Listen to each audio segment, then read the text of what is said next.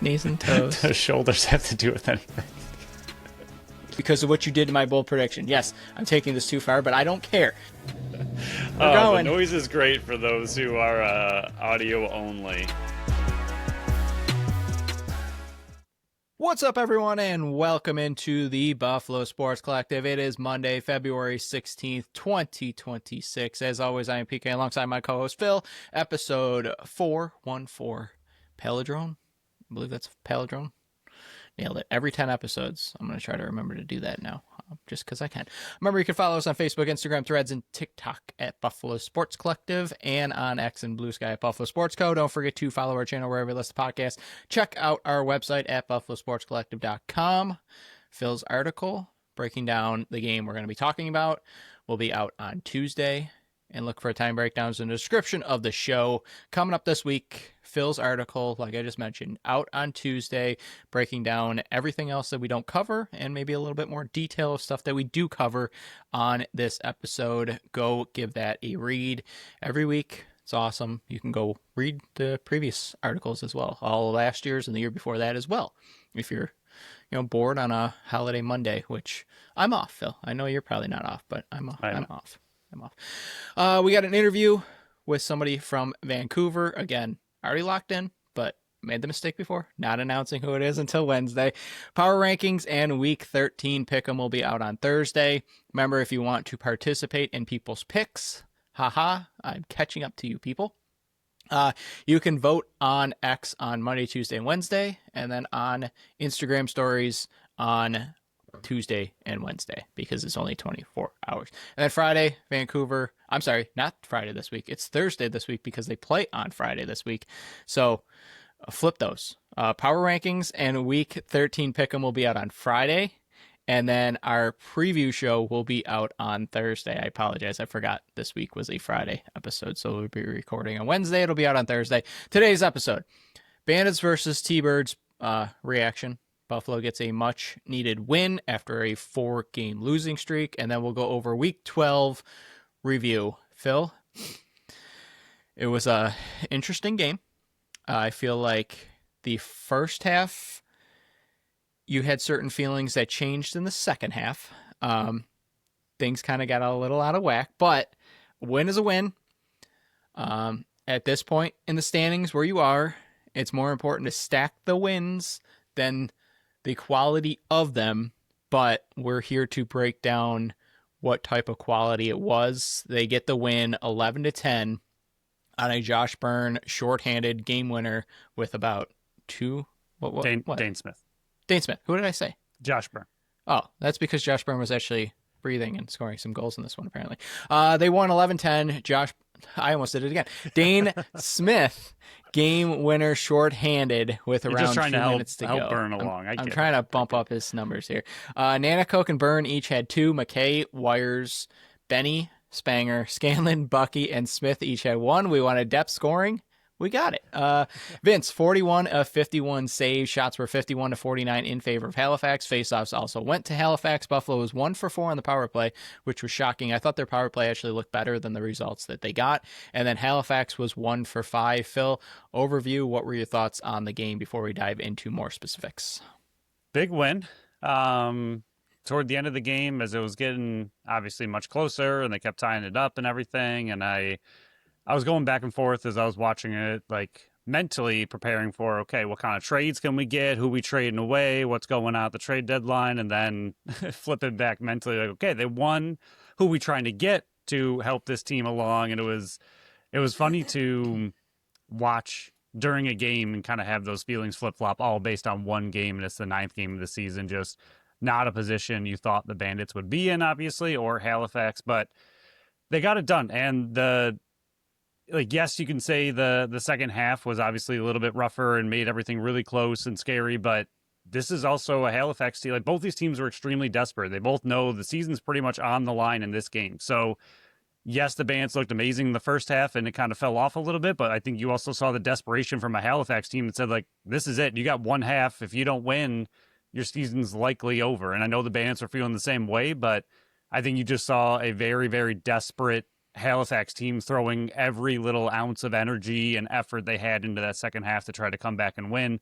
luckily Buffalo was able to hold them off. But I thought watching it, the offense looked better. We'll go over Hutchinson. I thought the defense looked not as good as I wanted, but okay overall. And I thought this was one of Vince's best performances. And I think he, like you said, looking for playoff Matt Vince, I think so far this year, that's the closest we've seen to playoff Matt Vince. And I think without him playing as well as he did, you don't win this game.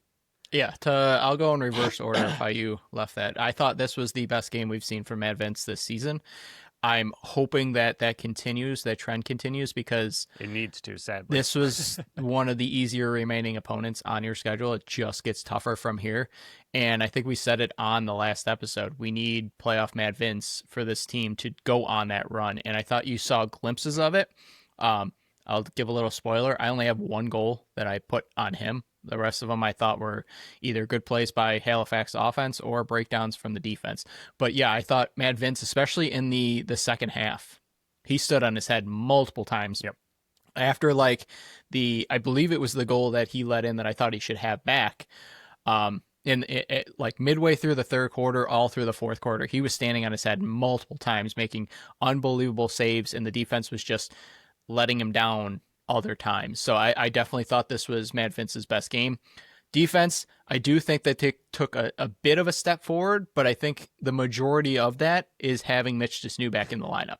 I still question, and we'll go in more detail, some of the roster management decisions that the coaching staff did. I've questioned them multiple times this year, which is different in the past. I still don't understand why they refused to play Zach Belter. It makes no sense to me when you trade, and this is no shot at Mike McConnell. I thought he was decent last game, but I thought in this game versus the righty forwards that Halifax had that were dominating, or that could dominate a game, I should say. They haven't this year, but they could dominate, and we've seen it in the past. You would want a better lockdown defender. And early in the game, it was showing because those righties were breaking down the defense. Even Mitch Desnew got broken down, even though, Clark Peterson was in the crease. But I thought the defense looked better, but I credit that more towards the addition back into the lineup of Mitch Desnew rather than any changes I saw, because there was still zero backside help all game long. And then the offense, I think it was better, but you saw 8 forwards, which I'm not a fan of. Don't like it. I especially don't like it when your offense is already struggling. You're giving less time to your top players by having four forwards on both sides. And I know Ian McKay was playing half and half, which that's another thing I want to go into, because I actually like that idea of him doing this season, because his offense hasn't been there, and I think adding him to that transition and stay in playability, I think will actually benefit this offense. But I thought the offense looked better. You got the depth scoring kind of from up and down the lineup, which was great. I know Halifax had been averaging, I think it was around 10 goals. I think it was exactly 10 goals a game, so you got one more than they had been allowing. But I thought there's still there's still something missing from the offense. That's why I still think Chugger still has to go out there and make a move, like a Joey Rez Philly lost. But yeah, I still think that there's something missing, but it was a big bounce back game from Josh Byrne, which I guess that's the way we can dive into the offense now is, I mean, the first quarter and the first half looked great. That's the type of Bandits lacrosse offense that we were expecting to see. And then it felt like, and I'm not saying I said I was done with that excuse, but they put in Drew Hutchinson, and it felt like last year's game. Remember, you and I and a few other people were at Tap That Tap Room, sponsor of the episode. Shout out Tap That Tap Room. I did look this up because I wanted to know, because I knew you were going to bring this up. It was February 16 of 2024. Hutchison, it was 2024, so it was 2 years ago? Yeah. Oh, wow. He came in relief and held the Bandits to 5 goals in 39 minutes with an 81.5 save percentage. And the weird thing about that, because is the other thing I saw, I was like, how often did he do this? And I didn't go much farther than like 23, but there was another game where he played the whole game against Buffalo. He let in 15 goals and had a 68.5 save percentage. So If he comes in relief, they have no idea how to score on him. If he comes in and starts the game, they're like, okay, lights out. We can light this guy up. It's wild what he was able to do. But continue. Yeah, it was 2024. I can't believe Tap That Tapper's been with us for 2 years. That's insane. Yeah. But yeah, I remember sitting there and just going like, they put Hutchison in. Okay, it's time to crank this up. And then it was pretty much I'm watching the exact same thing, except for Buffalo got the win in this one where they got the loss in that one. But yeah, I thought this was Josh Burns. This looked like, and I know that he only got 4 points, 2 goals, 2 assists, so on and so forth, but he was getting inside. The dunk goal that for some reason, I don't know how the ref didn't. Them later. Yeah, we'll talk about that. It's insane. The refs did not have a very good first half, but you finally saw some air burn. Like it seemed like, and he was even moving better too. Like it seemed like, and I'm not saying like he magically got healed or whatever was bugging him or whatever it was in the week from last week, where I thought that was probably the worst he had looked all season. He like a switch flipped and he looked the best he had played since the Vegas game. So if you're going to continue to get this Josh Byrne himself, or like just had more confidence in himself, or what it was, but yeah, even he didn't go to the net too often. But there was another one where it was around the middle of the field. He did a quick little like 360 and was able to get inside again. I was like, okay, like that's what you're missing from him. And for him, I really only think I saw it because I was trying to keep a really close eye on how many times he went inside. I think it was mainly his goal and then that spin move and maybe one other time. So it wasn't a lot, but even that goal has been non-existent this whole season. So to see him pull that move off and get the goal, like that's the Burn you've been missing this whole time. He's always had a good outside shot, but when that's all he's relying on, it's not nearly as effective as when he can rely on that and mix in the air burn goals. So to see that was huge, in my opinion. Like you said, he only had 2 goals. He didn't like light up the scoreboard, but that's the Josh Byrne you need moving forward. Yeah, and especially the first goal he scored in the first half since the Vegas series. Yeah. Like that's what we said on the Friday show. That's what we said last week is get Josh Byrne a goal in the first quarter or first half. And I think you're going to see a different Josh Byrne. I think you did. And I apologize. He actually ended up with 5 points, not 4.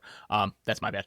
But I think the biggest talking point with the offense here is the depth scoring. And it felt like everybody was getting involved. Nobody really blew up. I mean, McKay had 5 assists, 1 goal, but Benny had a goal. You had Scanlon who had a goal. Nanakoke had 2. Bucky had a goal. So if your top 2 in Josh Byrne and Dane Smith, who accounted for 3 on, 20 shots? Yeah. You need depth scoring to provide some insurance help here, and they got it. And they got some goals in the transition game between Wires and Spanger as well. So I think while none of the depth, like you didn't have a night where Ian McKay and Bucky both had 3. You didn't have a game where, Nanakoke had 5 points, but collectively they all picked up not the slack, but the lack of goal scoring from your top 2 guys. And when you're able to do that, you can sneak out some wins here. And I still think that Josh Byrne and Dane Smith, with the current makeup of this team, kind of need to go ham in most of these games, especially with the schedule moving forward. But in this game, it was enough to get the win. I still don't like the 4 forwards, but since we're talking about the forwards here, if Buffalo does add another forward to this group, whether it's a righty or a lefty, I still think they're going to end up getting a righty. Say it's Joe Rez. I know we've been talking about his name for weeks now. Hey, that's how I got this new here. You just got to keep bringing it up. I'm going to keep manifesting it then. Say Buffalo Joe comes here. Instead of going 8 forwards, go 7 forwards and play Ian McKay more of that transition role where he can also stay and play. He was doing that in this one, and you see the assist numbers, 5 assists, the goal, his pass to Kyle Buchanan. His passing was great. Yeah, I mean, I think adding him to the back end, and when your offense is struggling, having to be a threat in their transition game where it's another aspect that the other team has to play. I know last year, offseason, I was saying it's a bad decision to make Ian McKay a full-time forward. And I got egged completely on my face. I look like a complete idiot. And he was unbelievable. He was unbelievable. But we haven't seen the same Ian McKay this season up at the forward group. So I think if you play more of a two-way role with Ian McKay, if you add another forward to this group, I think that enhances the offense, that it gives the transition more of a threat as well, especially with Mitch Desnew back in the lineup. I think that's probably your best option right now with the loss of Chase Frazier and Chris Cloutier, which you can't rely on full time. And maybe people are looking at it going, okay, that's even more reason to play Ian McKay up the front door. Well, we saw it for 4 straight games where it just wasn't working. I'm not putting all that blame on Ian McKay. Don't hear what I'm not saying. But you needed to change something up. I do like that they did come up with that idea and toss it out there, and it looked good. Like, yeah, they only got 11 goals, but you were going against a team, like you mentioned right off the get-go, that also needed a big win, that was also playing really good defense and really good goalie, and you put up 11 on them, which was enough to score. So to me, if that's the big key, if they add another forward, I think putting Ian McKay back in that transition type of role will benefit the defense, the offense, and the transition game. So you're affecting 3 different areas of the game rather than just him playing forward. And I wonder if it takes some pressure off of him playing offense because he's not full-time offense. Yeah, so we can settle 100%. into the game a little more, settle into the flow of the game a little bit more. Because he was such a big transition player. Yes, he played all offense last year, but because of the season he had, there's so much pressure on him to repeat what he did last year. I wonder if just getting him in that transition role, playing more defense, just made him feel more comfortable and confident in what he's able to do, where he's not solely relied on for offense. And if that's not there, he's not helping the team. And he is helping the team. But I'm saying, like, mentally for a player, Right. if he's having a bad offensive game, he's used to being able to, okay, well, at least I can play defense. I can help out there. And now he's doing it a little bit more in transition. I think I agree with you that this was a good way to not only get him going. You see the assist numbers. I think it helps the transition, and it also helps the defense, which was not struggling, but struggling enough that adding a player like McKay and his caliber back to the defense is very, very helpful because he's extremely good at that too. He's just too good of a player to be kind of all around, but it's nice to see him a little bit more in that role of playing a lot of defense, some offense, and I think the confidence came with it. Yeah, and on top of that, even if you do play him that two-man role, that two-way role, I should say, you can still have him on the top power play unit as well because he's excelled there as well. The one goal he had was on the power play. So was a good play. Him playing him both ways doesn't limit his ability to also play the forward. Right. He's going to put a lot of miles on his body, but I think it's a courier situation where the team needs him to be both roles. And yeah, it's a lot to ask of a player, but he's someone who can take it on and do it happily. Yeah, I mean, I know saying this now, okay, well, they finally got some transition goals and Ian McKay wasn't a part of any of it. That it's a threat, though. Like, he was a part of the threat of that transition role. I mean, Vince dropped an absolute dime on Matt Spanger's stick, where Matt Spanger literally just had to catch it. Like, he was just continuing to go in stride. He just had to, like, put his stick there, catch it, and then just move it forward as he was running, and it's in. The Cam Wires one straight out of the box, diving crease. He looked like an actual forward. That was a beautiful goal. I like how they said, which is true, but just wild for his 3rd goal of his career. He's just dropping a diving goal. I think that's his, correct me if I'm wrong, I think 2 of his 3 goals have been crease dive goals, because the other one came. I think so. Unless one was in a fast break where he sprinted and he got it like off to the side of the net. I think that was this year as well. I remember there being one where he dove across the crease, so I just don't know if it was a playoff goal or not. It might have been a playoff goal. But I thought the 2-man game looked really good in this one. I mean, they were shedding the blocks and getting wide open. I thought some of the passing. And Buchanan did a really good job getting inside, even though, again, Hutchison, like you said, I hate the excuse that they got goalied, but he made a lot of really big saves on Benesh and Buchanan, especially where they were sneaking inside, finding their little lanes where nobody really pays attention to them, and all of a sudden they're right on the doorstep, and he was just right there every time. But to see those opportunities was really good. I still think that Dane Smith is going to end up getting credited with a caused turnover. If he doesn't, he should. I mean, the reverse transition where he got back caused a turnover and it went the other way, and that ended up being the Ian McKay pass to Kyle Buchanan goal right in the beginning. That was a caused turnover. I don't know why it's not on the stat sheet right now, and maybe when people are listening to this, they're looking back and it's already there, but it's criminal if it's not on there. I thought Scanlon, I mean, for the role he plays, he's perfect for this role. He was back checking. When he gets stuck out on defense, he's an animal back there. He's not the biggest guy, but I am becoming more of a fan keeping him in the lineup as long as they get another goal scorer, because he's not going to be the one that puts in 2, 3, 4 goals. That's not his role. He's the water bug of the left-hand side. So I liked him.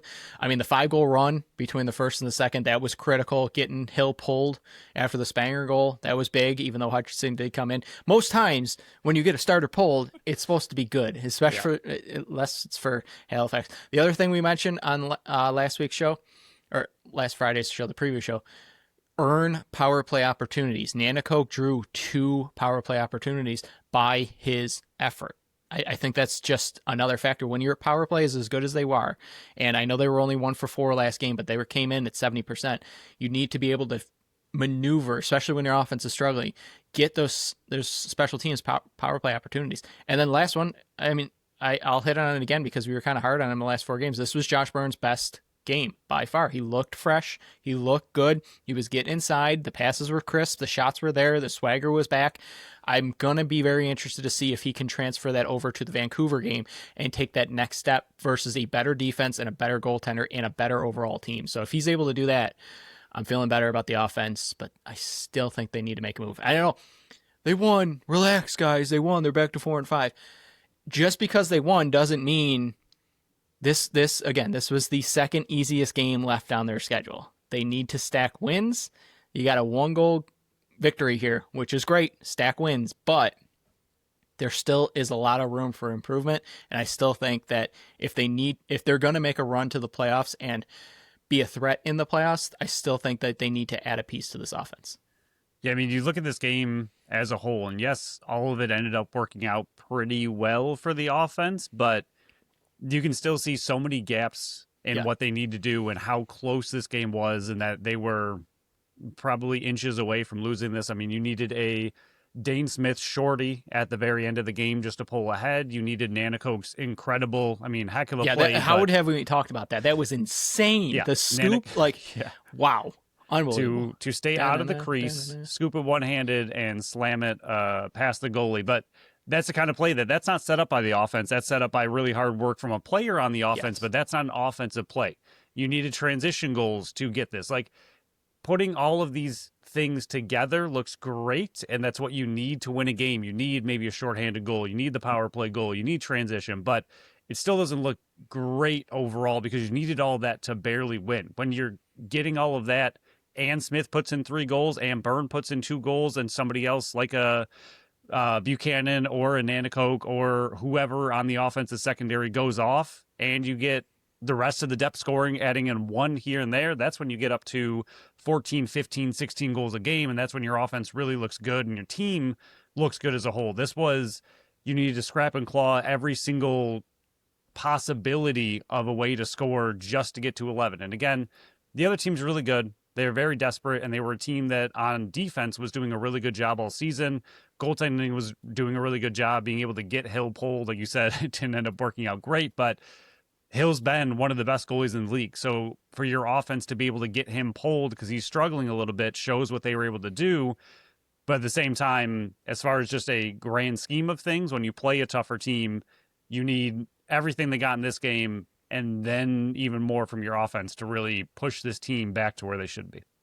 Just to cap off, remember how I thought we were going to have the same score and it was going to result? And then you were like, what if we just combine powers? I had 11-9. You had 12-10. So we did combine our powers. We did it. We got into a victory. You can send us a check at our Venmo. Just DM us and I'll let you know what it is. Only negatives, 3 goals in the second half. And the gap between goal 8 and 9 was 15-35.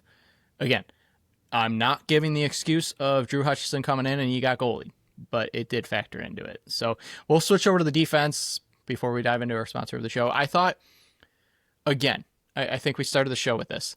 They looked better, but I am crediting that more to adding a world-class, one of the best defenders in the league, Mitch Desnew, back to the lineup. Did you know that he's really good at lacrosse? He's pretty good. He's a smart doctor. He's not a doctor yet, apparently. That's what we learned earlier this season. So the future Dr. Desnew, Dr. D, I do think that adding him back into this lineup, adding him to any team is going to drastically improve it. So while I don't think the defense overall as a scheme played better. I Yep. think adding a guy like Mitch DeSnoo to this team was better because you went against the lowest scoring offense in the league and you let them crawl back into it based on a lot of the issues on the defensive end. And I mean, it still blows my mind why Zach Belter's not a consistent. And I know there's people that don't like him. I know there's a bunch of people that do like him.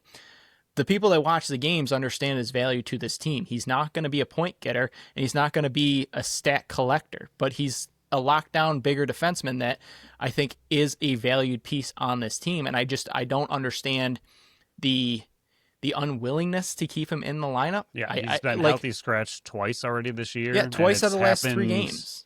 It's happened before in other seasons. I do not understand it. Because I mean, I understand the Whitty scratch. He has struggled, but the Zach Belter one doesn't really make any sense. And again, like you said, like to me, I was trying to think of who would you start over Belter if you want to go 8 forwards. You can't pull from there. So who are you scratching? And you already said it. It goes back to McCannell.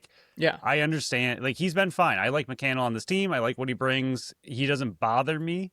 But he, right now, with what they have out there, he brings more of what they have out there. And right. Belter brings something different. I know Belter and DeSnoo are similar, but it's good to have 2 of those guys out there instead of I even think their game's a bit different because Belter's more of a lockdown, stay at home. DeSnoo runs around all over the place.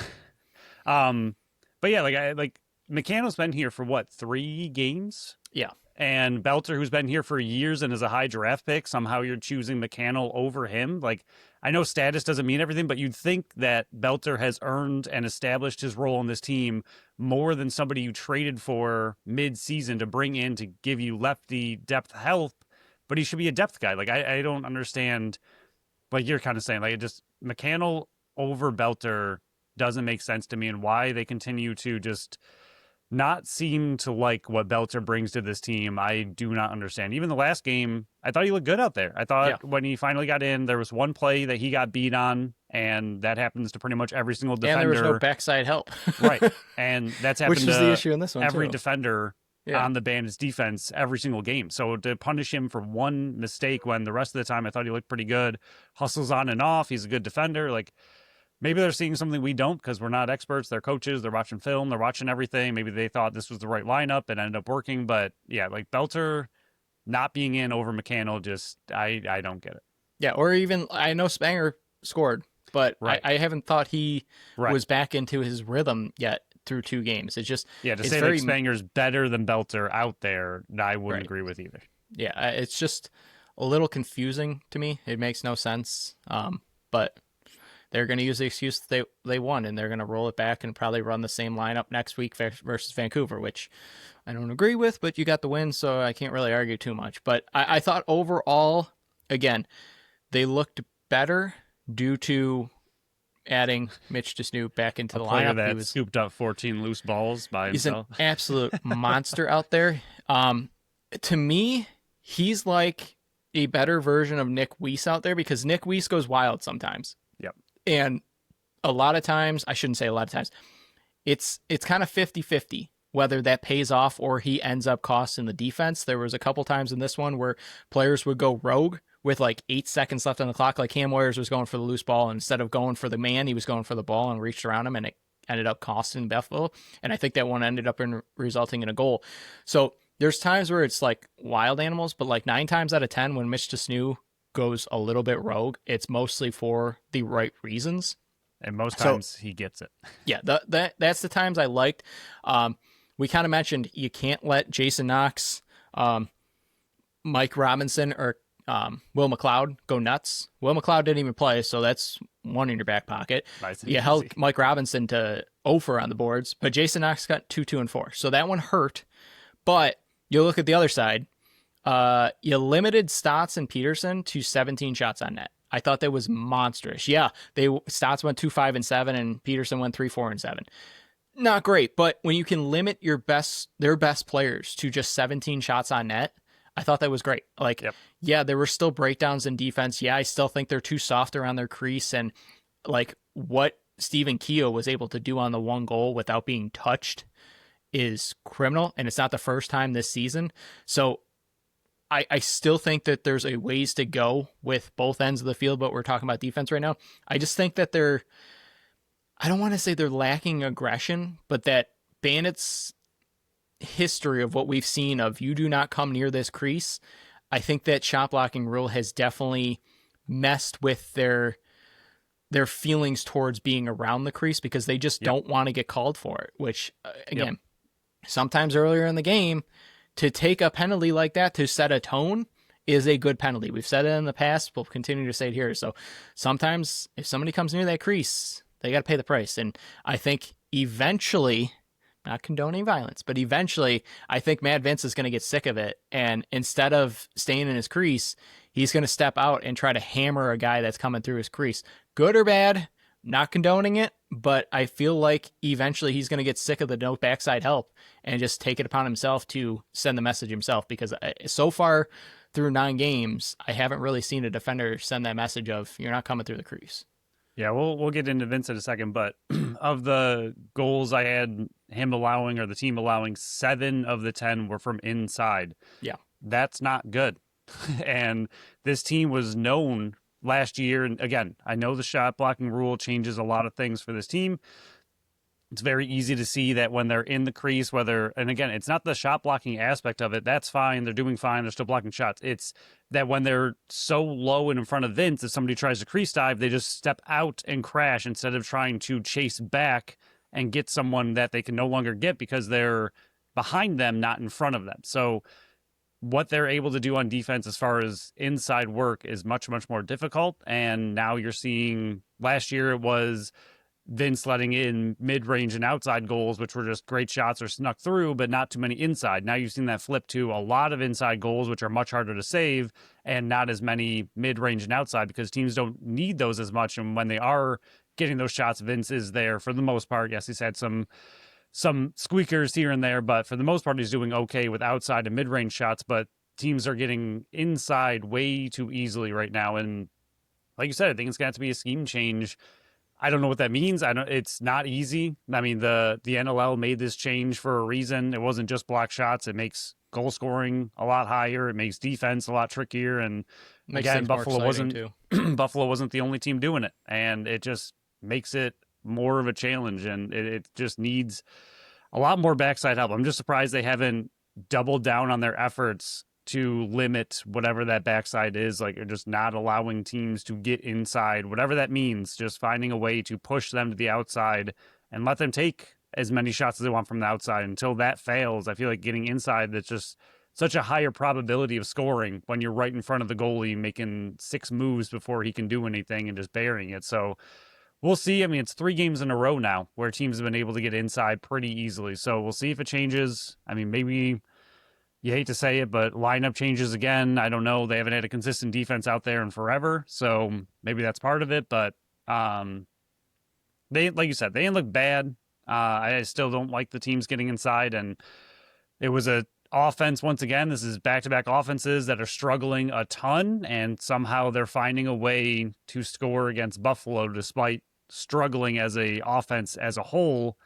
And Matt Vince still playing really, really well. Like, if he doesn't stand on his head in this game, you don't win. And the team did just enough to help him and get the victory. But without him playing as well as he did, you lose this game and you're looking outside the playoff picture. So something still needs to change. They still need to be better.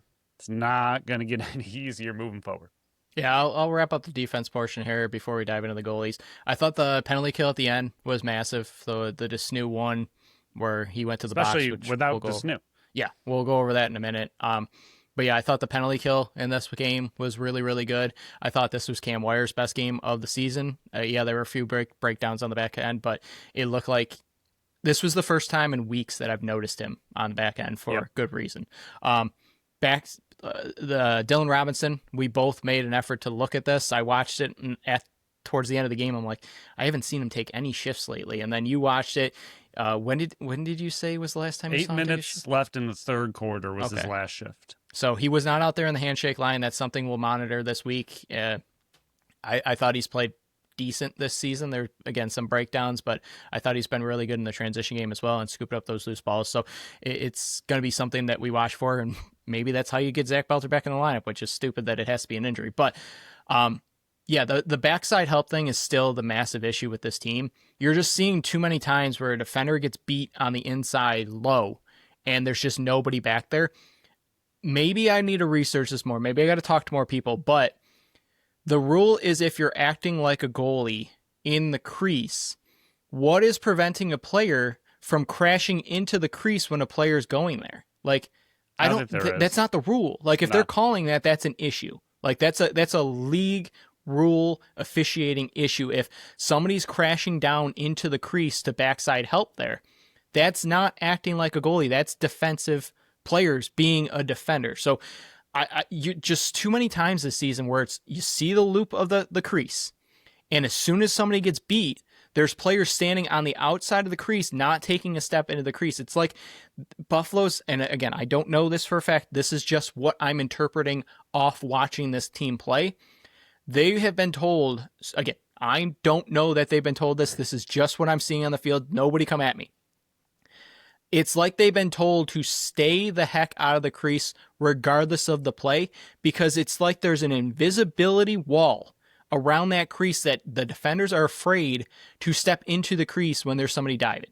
Like, if the league's going to call that the shot blocking rule, whatever the numbers are, I don't care, then that's an issue with the rule and an issue with the league that I have a major issue with, because that is not them acting like a goalie. That's them sliding for backside help to knock the ball loose. Like, it's just so many times through 9 games, you see somebody get beat low and they're just standing outside of the crease, not even taking a step towards it. You're literally watching the guy players dive across. Yeah, like, you're just watching.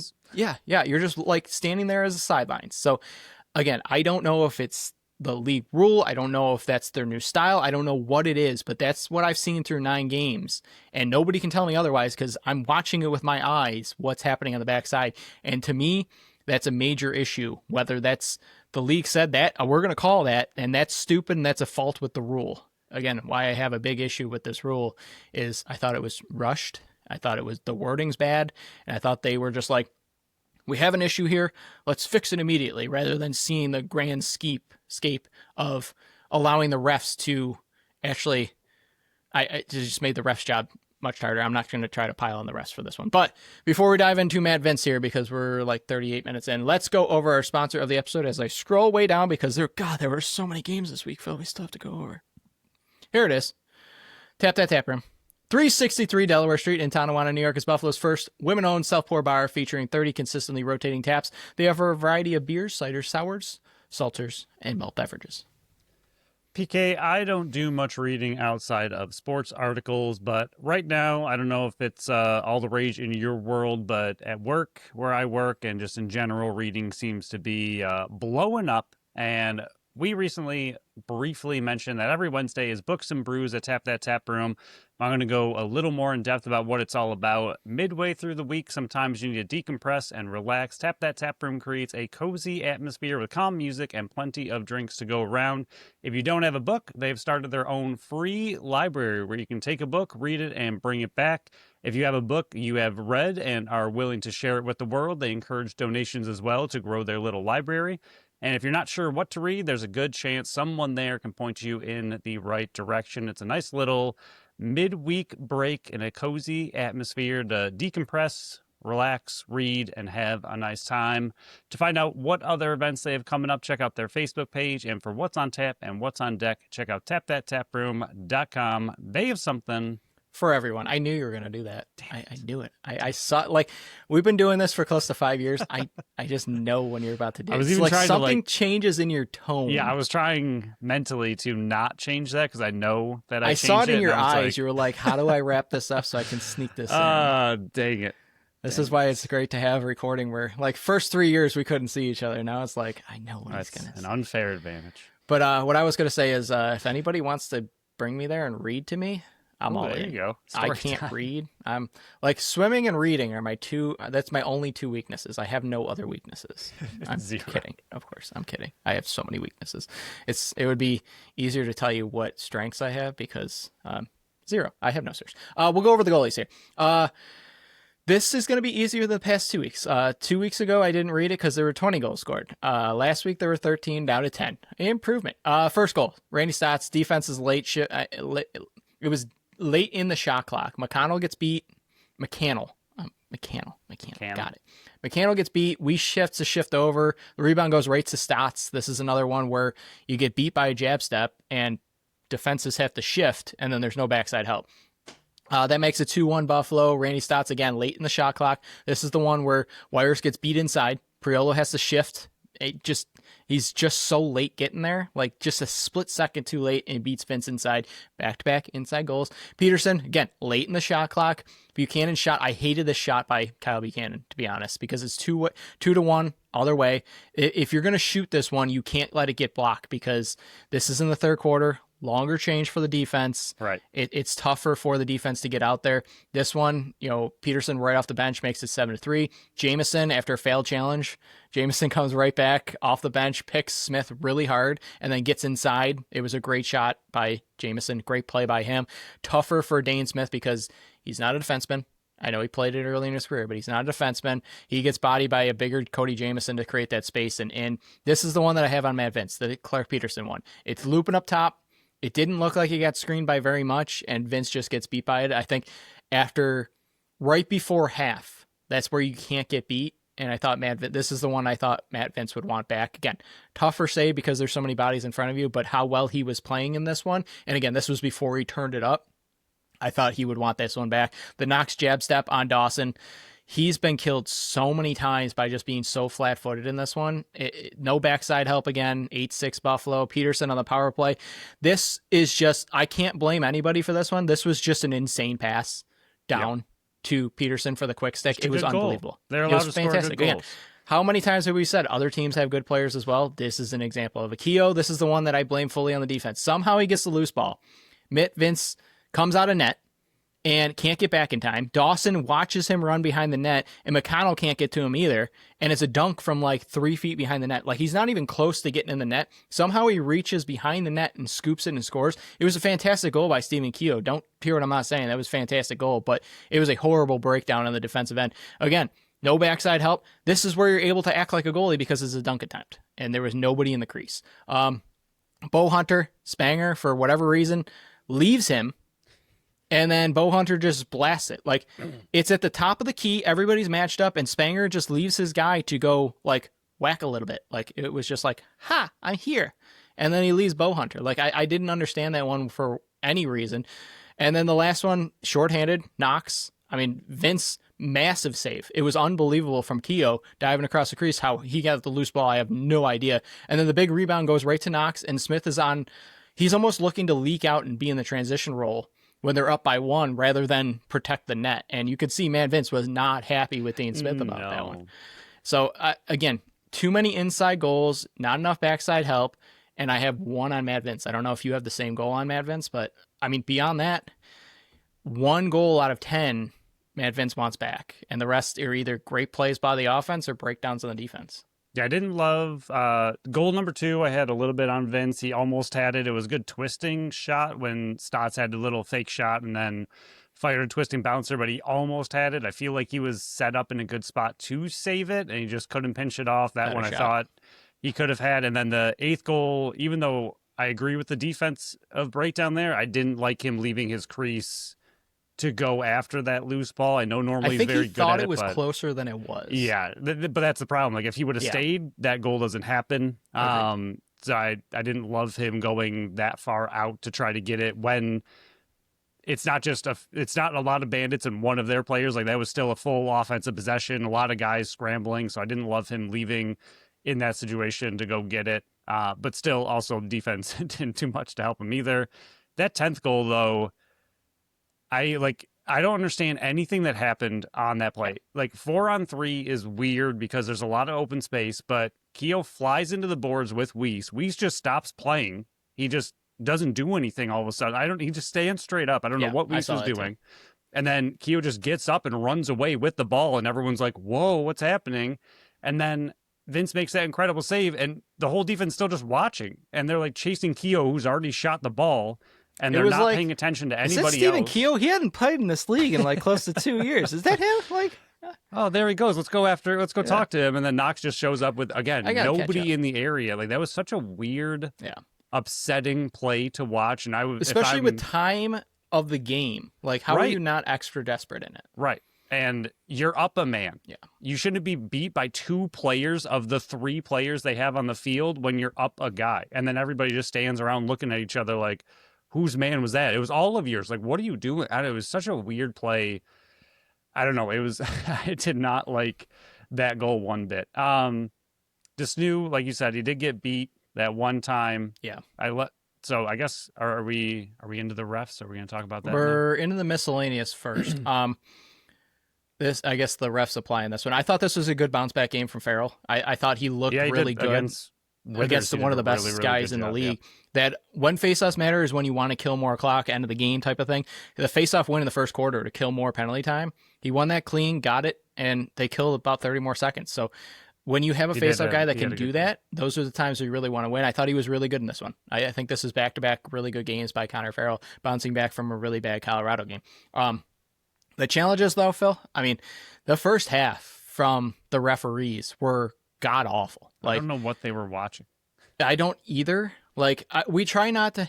Like, we're not blaming the refs for this game. It shouldn't have been closer, whatever, or so forth. But it was 3 wasted challenges by Buffalo, where it was clean goals by far. And even Mackey and what are we doing? like, what are we doing? Like, how are these? Like, it made no sense. Like, I don't get it. Like the Nanacoke one, I sort of get them not calling it because it was such an unbelievable goal that I get that one. But the first and the third ones where they had to challenge it makes no sense. Like, it was very confusing. Like, even Peterson lands in the crease, and he's going, "That's not a goal." And then they rule it a goal, and he's like, "Oh yeah!" Like, he didn't go to the school of fake it till you make it. His lip reading. He's like, "That's no goal." Like, you could see like how honest he was about it. Like, he wasn't celebrating. He was like, "There's no way." Like, I was I know the NLL was a ways and years down the line from NFL type of replay system, but I wish like these type of obvious ones would come down from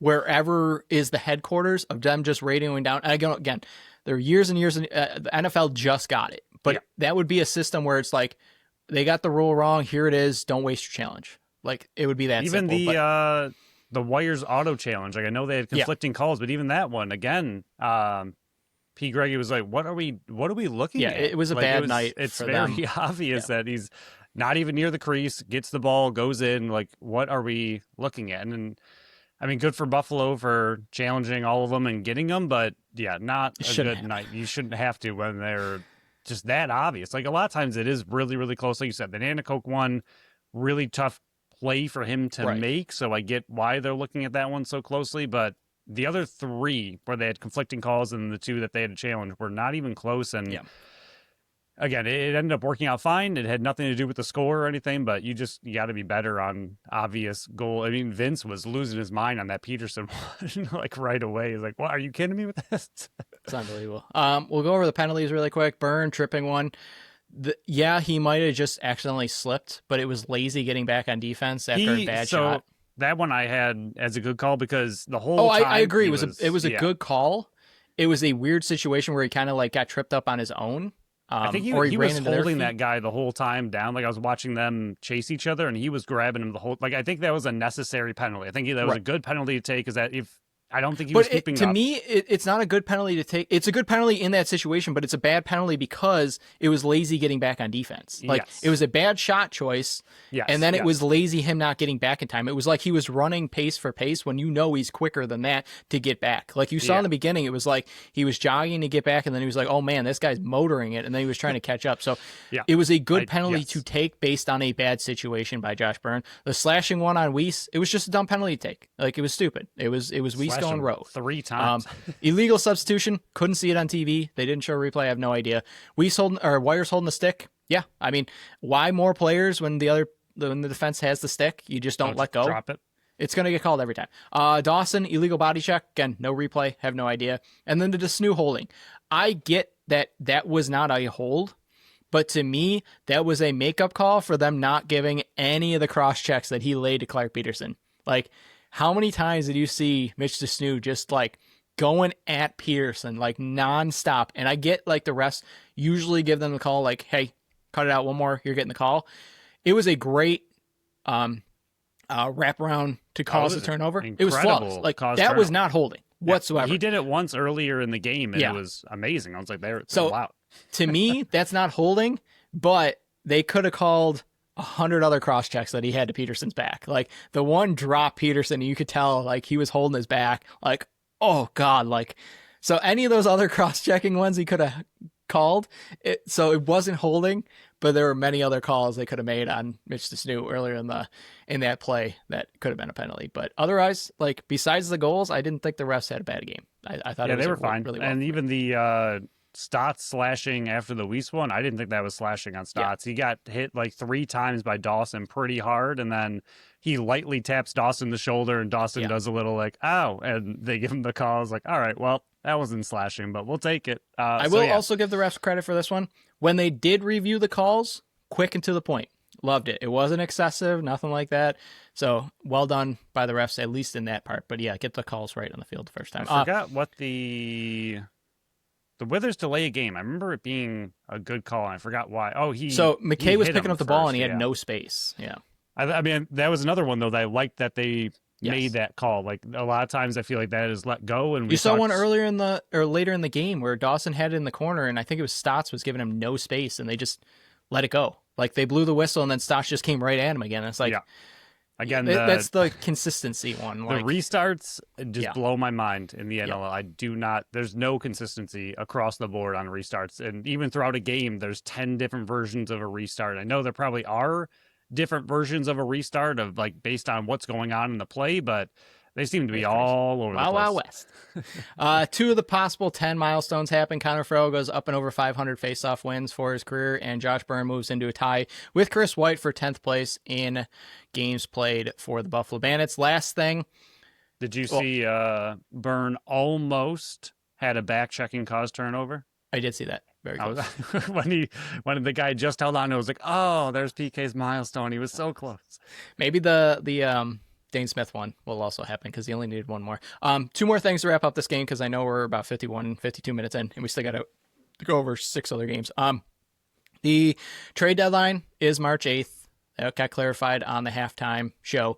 I love the trader game on the halftime with Valentine's Day. Flawless.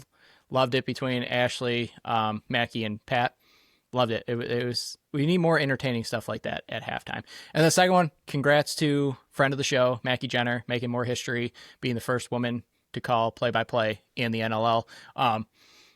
She did a really good job. I thought it was a very fun game to listen to. I was going to say, like, we're not going to call out anybody else or other names, but this is one of the better commentated play-by-play game I've heard in a long time because there's been some really, really rough ones that we've watched recently that have been like, what are we listening to? And this one was not only entertaining, but just well done, professional, and just really, really good.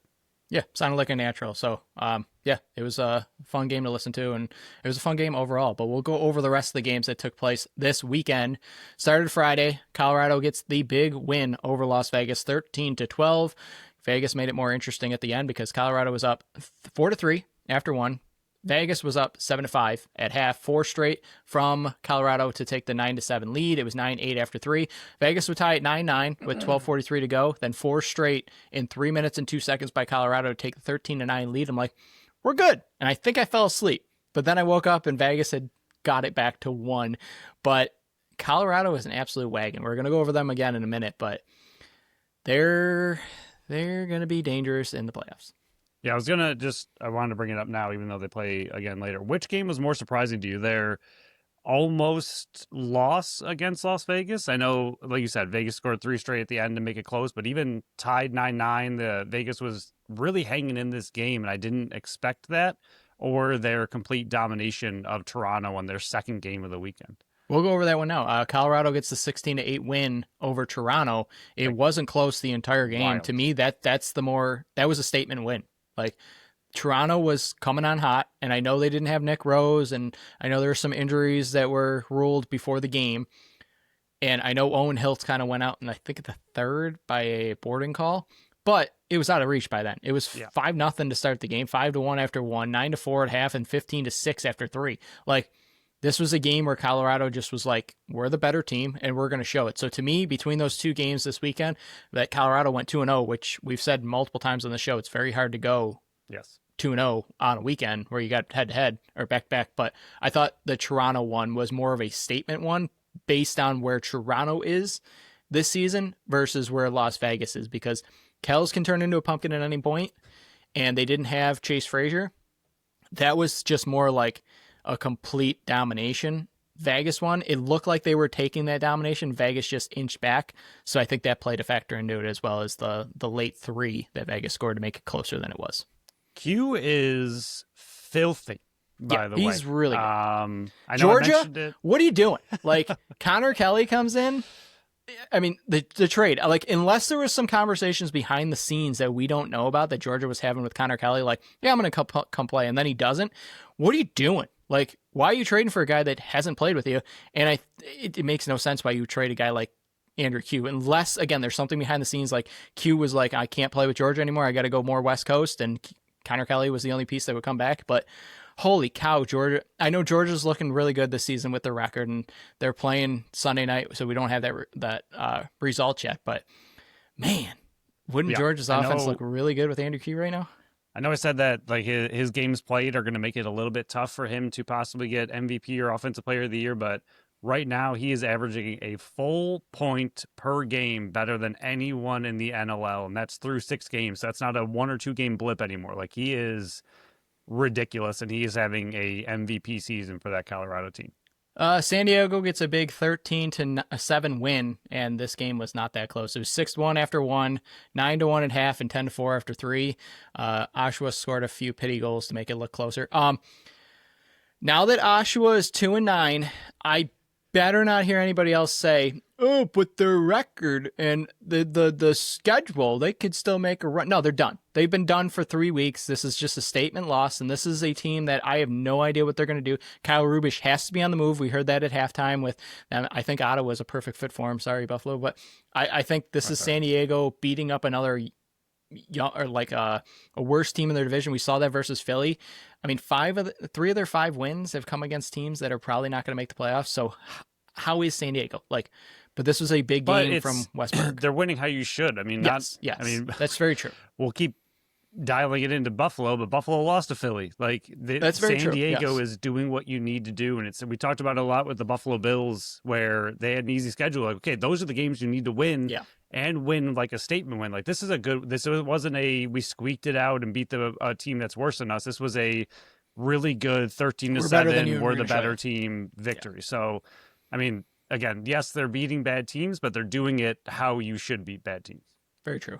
Saturday, Ottawa gets a big win over Rochester. Thank you, Ottawa, for Buffalo Bandits fans. 10-8. Rochester led in shots, face-offs. Ottawa was 2 for 3 on the power play. Rochester actually led most of this game. It was 3-1 after 1, 4-3 at half, 6-5 after 3, and then Ottawa outscored them 5-2 in the fourth quarter. Hellier had 6. Aston comes in. Liam Aston fell late in the draft, shockingly, to Ottawa. He gets his first one. It was a nice goal. Kiernan was very quiet, but another 6 points on 13 shots. Higgins was unbelievable in this one. And then for Rochester, McConvey, 0 for 11 shooting. Fields, 1 for 11 shooting. Lanchbury, 1 for 8 shooting. Hutchcraft comes in because Hartley takes the suspension in this one. This goes back to, I think it was Dawson Nielsen said it on Twitter, or because I don't think Lush Mesh had a episode this week. He said it was dumb of Rochester and Hartley to try to play in the Vancouver one where he had struggled in Vancouver multiple times. Why wouldn't you go and play against Ottawa? Like, take your suspension last week versus Vancouver. A lot of the shenanigans that happened in that game probably don't happen if he just accepts that. And then you're going against Ottawa, who you have a better chance and you're fighting for a playoff spot against, where you're more needed. So I think that was a bad decision by Hartley and Rochester to appeal, lose the appeal, and then have to take the suspension against Ottawa, where if Hartley plays in this one, and I know Rochester's offense didn't score enough, but if Hartley plays, does Rochester get the much-needed win here? I mean, Buffalo's thankful that Hartley made the decision, but Rochester now on a 4-game losing streak of themselves, I believe. Yeah.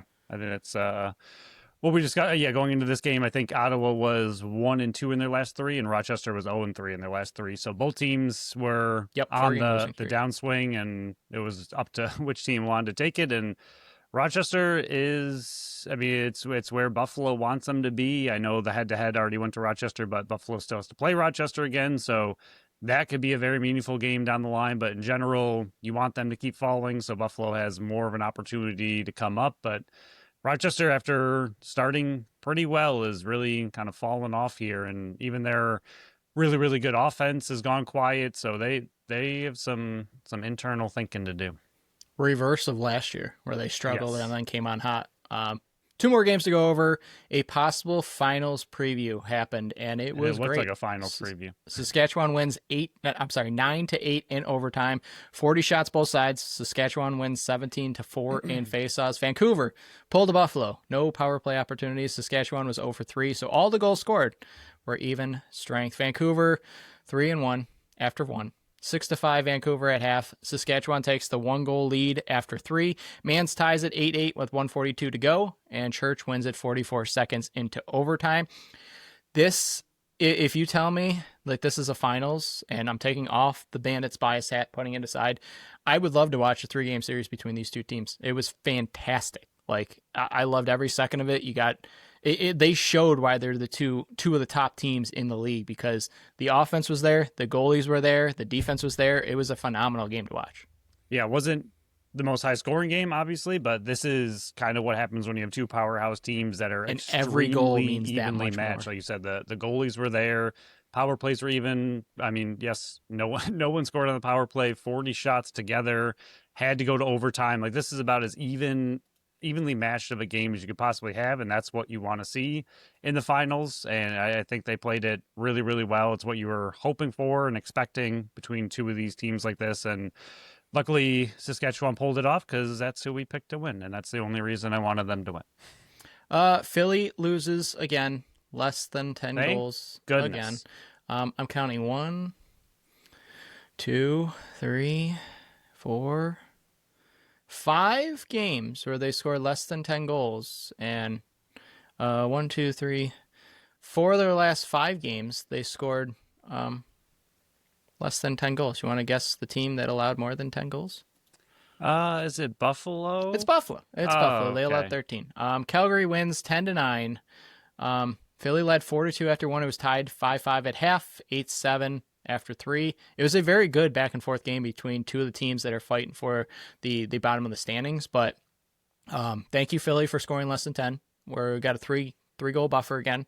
Buffalo kind of screwed me last week, allowing 13. But I thought this was a very good game by Calgary. Not that they're going to get back into it or anything like that, but I thought this was a good litmus test of where you are right now. This was a very big game by Aiden Walsh. I thought he looked fantastic. And then, although the halftime said Tyler Pace was going to Vancouver, I think he looked pretty good in Calgary this night.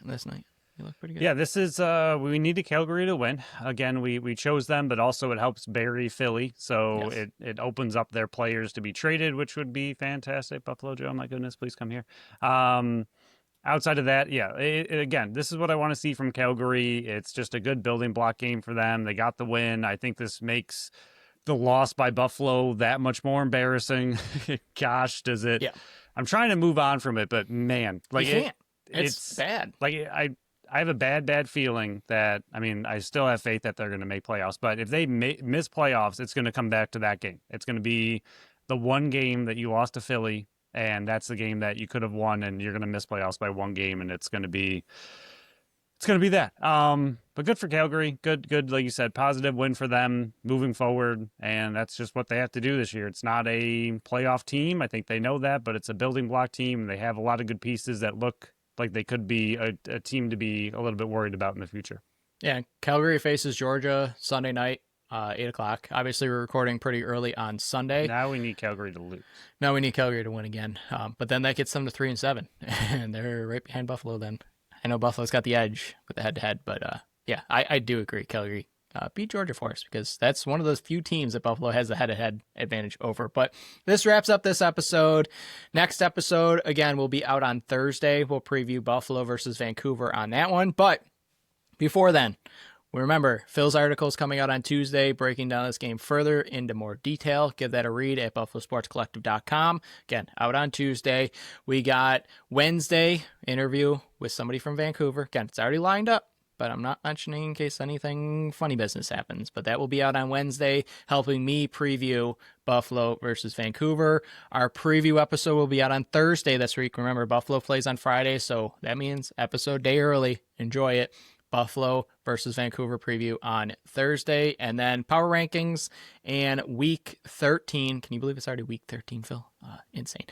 Week 13 across the NLL Pick'em will be out on Friday. Remember, you can vote on X on Monday, Tuesday, Wednesday, and on Instagram on Tuesday and Wednesday if you want to participate. I'm catching you, people. I'm catching you. But that wraps up this episode. We'll be back Thursday for the preview episode. Thank you for listening to another episode of the Buffalo Sports Collective. Thank you to Tap That Tap Room for sponsoring this episode and this podcast. Follow us on Facebook, Instagram, Threads, and TikTok at Buffalo Sports Collective, and on X and Blue Sky at Buffalo Sports Co. Visit our website at buffalosportscollective.com. Again, Phil's article will be out on there Tuesday. Give it a read.